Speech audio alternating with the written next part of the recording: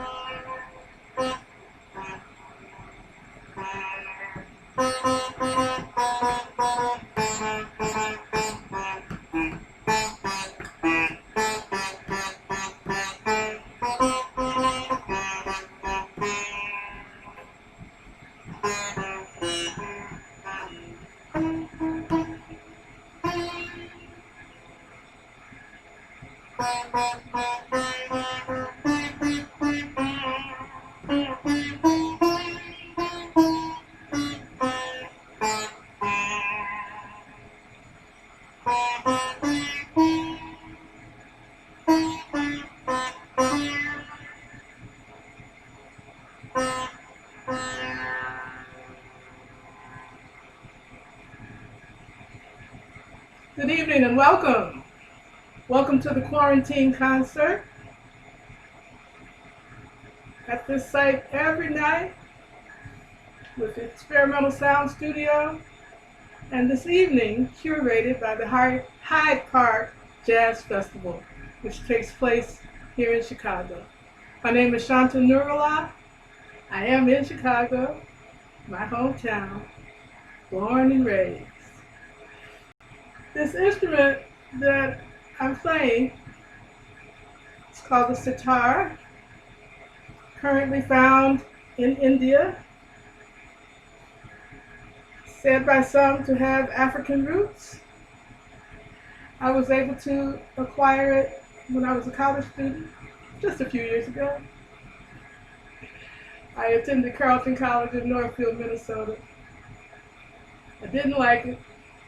It was out in the cornfields. I was only one of 25 black students at the school. I was pretty miserable. So I sought a way to get out of Northfield, Minnesota.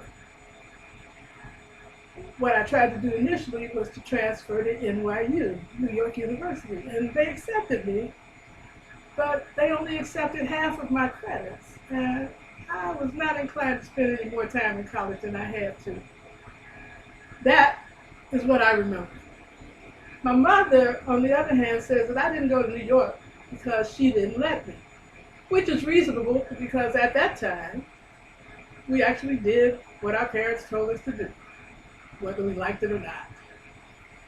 So disappointed about not being able to transfer to NYU, I was sitting at lunch one day and saw in the noon news bulletin that the deadline for the India program was tomorrow. I didn't know where India was. I didn't know anything about India, but I got up to that office, applied, and got accepted into the program, and 6 months later, I was halfway across the world in what was then called Pune, India. And you know what? This is one of the many life lessons I've learned. I got to India, and I was still miserable. The lesson being that wherever we go, we take ourselves with us. When I was in India, early on though, even though I had gone there to do a project in political science, had only been there for about a week when I heard this instrument, sitar, and I absolutely fell in love with it. That was what I had to do. And I truly believe now that it was what I had to do, because I'm still playing it, all right? But I argued with the director of my program. I got my topic changed. I found a teacher, and I spent about 5.5 months learning just the rudiments of this instrument and a little bit of Indian classical music. But when I was in my room alone practicing, I found myself trying to pick out some of the songs that I remember that were in my heart, maybe even in my DNA. And some of us refer to these songs, or they have been referred to, as Negro spirituals. We probably could update that name. You know what I haven't told you, but you probably already figured out, is I am a storyteller. I'm a professional storyteller. I love to talk. And what Kate Dumbleton of the Hyde Park Jazz Festival has invited me to do when I play is to tell my stories too. So here I am telling you my story. Now, I was playing some of these spirituals, and I'd just like to give you a flavor of what I was doing with them on the sitar.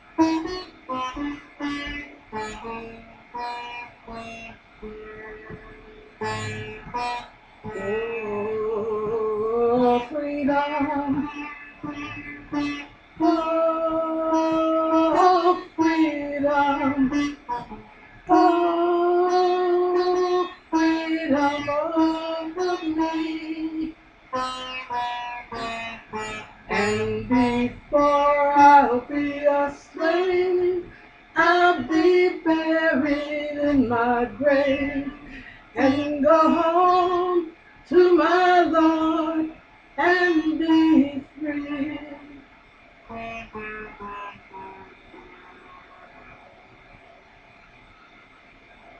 So when I came back to Chicago,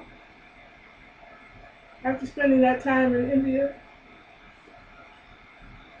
I really didn't think about the sitar as something that I would do, especially not for the rest of my life.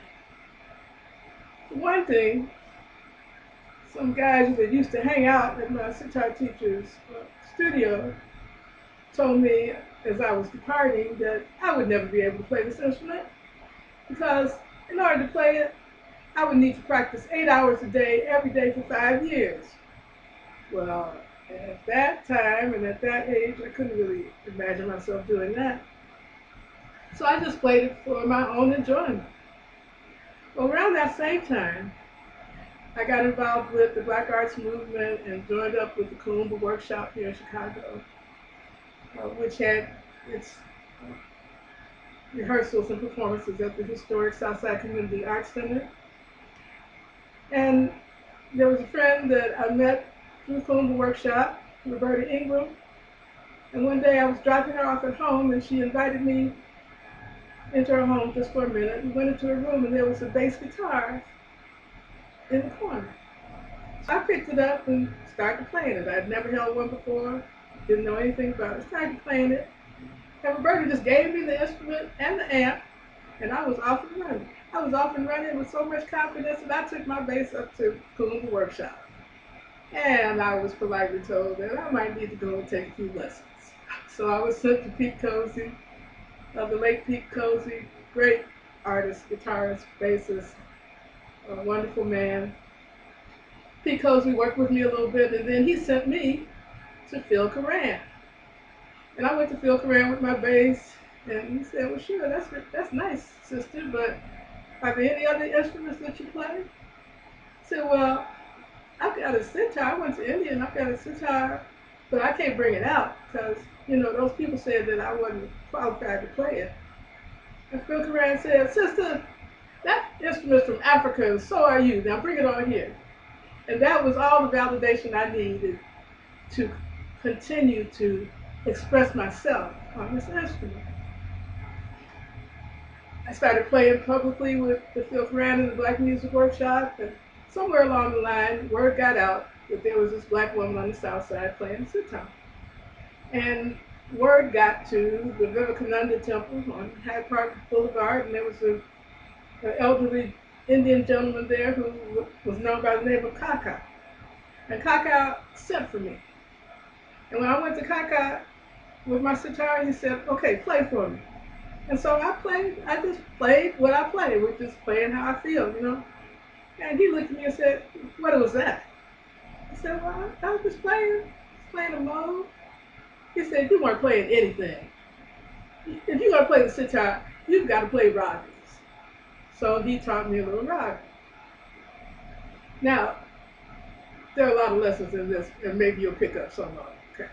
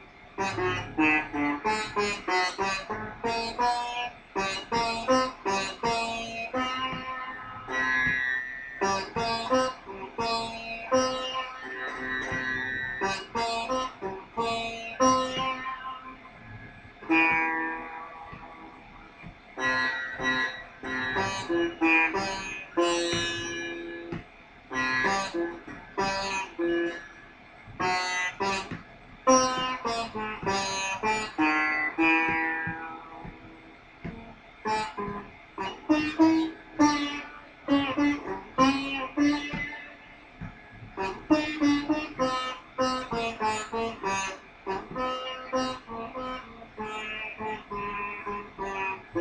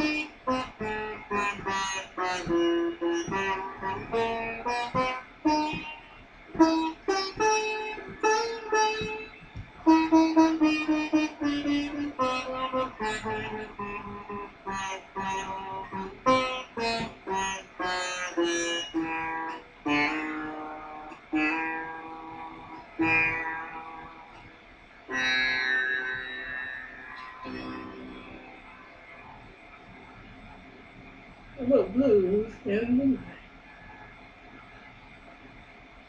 And I just imagine that quite a few of you this evening who have some form or another of the blues. So many things we're contending with and cooped up for months and months.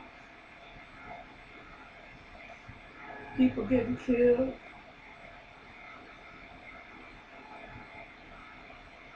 rebellion taking place.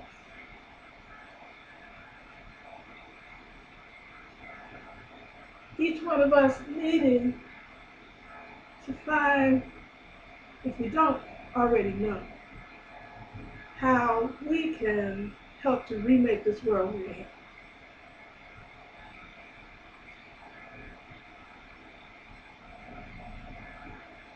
I've been pondering this, wondering what I could say, what I could do that might be helpful.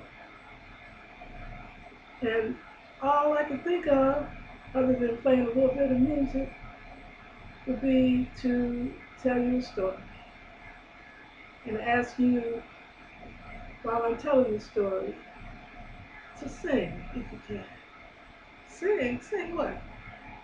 You'll figure it out.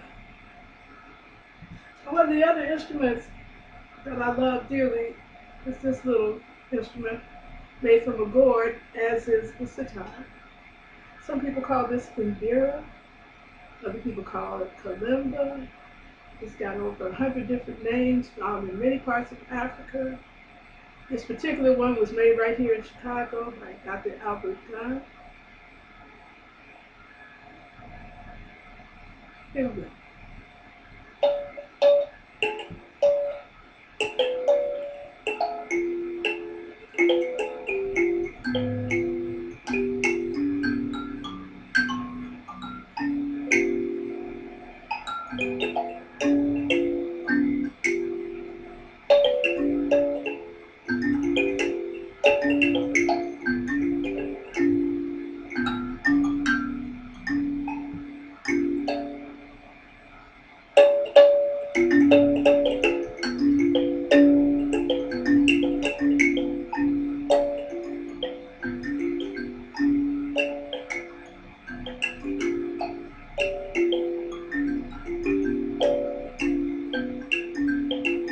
Come to love, come to love, come to love.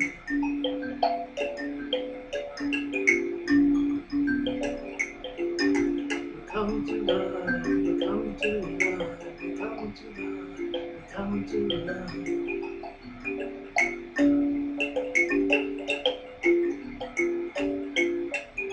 In a faraway place and a long ago time, there was an area in which everyone who lived there knew that their entire reason for being on the earth was to love. So in that place, every thought was a loving thought. Every action was an action of love. Every word spoken was a loving word. And if you were in that place long enough, you might even hear people singing. Because after all, they knew why they were there. We come to love, we come to love, we come to love, we come to love.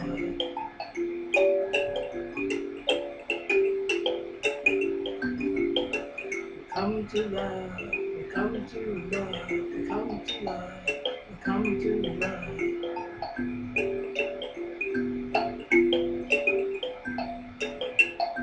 Now, there was one young man among these folks who was so happy, he was so full that he thought that he might want to go out and share this love to people in other places.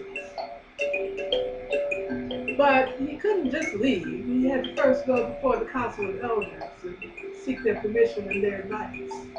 And so when he explained what he wanted to do, one of the elders said, "EKG, what makes you think there are others?" Well, I can't explain it exactly. I just know when I look at the horizon, there must be other places, there must be other people, and certainly they should have what we have. KG, you are not the first one to want to do this thing. There have been others, many others of us, who have left for the same reason that you're thinking about, and not a single one of them has returned. So KG, if this is something you feel that you must do, and you cannot go alone, first you must gather a group of 7, including yourself. And then, after you all have gone out and shared love and explored places, well, at least one of you has got to come back. You've got to tell us how it is out there. Oh, Ikeji was encouraged. It took him a few months before he found enough of his peers who wanted to go with him. But finally, the group of 7 was assembled, and on the day that they were set to go, they stood in the center of that place, and everyone who lived there, from the oldest to the youngest, made a circle around them. And the ones who were on the outside all opened up their hearts, and they radiated love to the ones who were leaving. And then everyone in that place hugged everyone else. Now, if you happen to be with someone else, could you give that person a hug? If you're by yourself, could you give yourself a hug? We come to love, we come to love, we come to love, we come to love. So the loving ones walked and walked and walked and walked until they came to a group of buildings that looked deserted. I mean, there was no water there, no plants were growing. They thought they would keep going, but one of them suggested that just in case, they should share some love in that place. And so the loving ones made a line across those buildings, and they all opened up their hearts, and they radiated that love. And after a while, people started emerging from the buildings. Water sprung up from a rock. People splashed their faces, and they turned toward the loving ones and gave a great big collective. And the loving ones knew that they were doing what they were supposed to be doing. And so they walked, and they walked, and they walked some more. They visited many places, sharing their love. And then they saw this large town, a city in fact, and a dark cloud hovering over it. It was frightening. One of the loving ones said, "Well, we should probably just keep on going." And another said, "No, remember, this place could really use what we have." And so the 7 went through the gates of the city, and although before they had always done their work together, this time each one went a different way, and they agreed that they would meet back at the gates of that city at the end of 1 week. Now, occasion came upon a group of children who were running around, snatching food out of people's hands, feeding their faces, and then gathering in the evening and laughing about what they had just done. But with a loving one attached to them, and I must tell you that the loving ones figured out early on that people couldn't see them. And so it made their work quite a bit easier. And so with a loving one attached to them, the children stopped stealing. They actually began to make things and sell them. Things were changing in this place, but no one knew why. Another loving one attached herself to a woman who would go out every day and wish everyone that she saw a really bad day like she was having. But with a loving one attached to it, she started smiling at her neighbors. Even invited one of them over for a cup of tea. Things were changing in this place, but no one knew why. Now there was a storyteller who would gather in the town square, and he would look around and insult the people that were there, tell them what ridiculous and foolish things their grandfathers or great-grandmothers had done. And the people would give him money for doing this thing. But with a loving one attached to him, the storyteller started remembering the beautiful things that some of their ancestors had done. He started praising them and encouraging them. Oh, things were changing in this place, but no one knew why. Well, they gathered at the end of 7 days, but only 6 of them came. The one called Ramu sent a message saying he was going to stay and permanently love that place. And so the loving ones went on, and they walked, and they sang, "We come to love, we come to love, we come to love, we come to love." Every now and then, another one would stop and say goodbye, say, "I'm going to stay in this place forever." And this went on until there was only one left. And what did she have to do? Of course, she had to go back home. And when she did, everyone was so excited. She's back, she's back. And they gathered around, and she told them all the places that they had been, the deserted looking buildings, and the city with a dark cloud, a grove of trees, and all these things. And she also told each family where their son or daughter had stayed to love the place forever. And when her story was all finished, she sat down on the ground, and she cried. These were not tears of sadness, no, these were tears of joy, because she knew there would always be enough love. Now, of those people who stayed, one of them might have been your great-great-grandfather. One of them might have been the parent of that favorite teacher of yours. One of them might be you. We come to love, we come to love, we come to love, we come to love. Thank you so much for spending this time with me. I hope you enjoy and stick around for the rest of the program. We come to love, we come to love.